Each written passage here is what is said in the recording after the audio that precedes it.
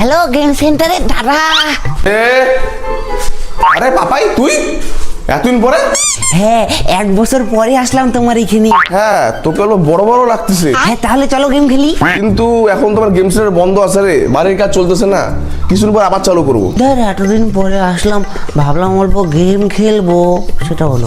এখন তো আপনার আঙ্গুলটা কি সত্যি পচে যাবে আমার এই পবিত্র কোরআনকে একটা লাইক, একটা কমেন্ট আর একটা শেয়ার করলে?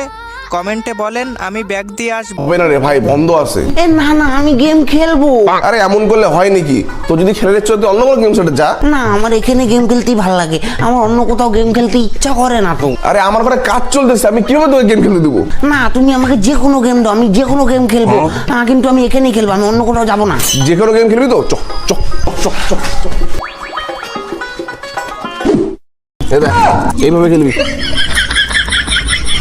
এ দাদা এগুলা কি গেম খেলাচ্ছ তুমি আমাকে? তুই তো বললি যে কোনো গেম খেলবি, তো এটা খেল, বুঝিস।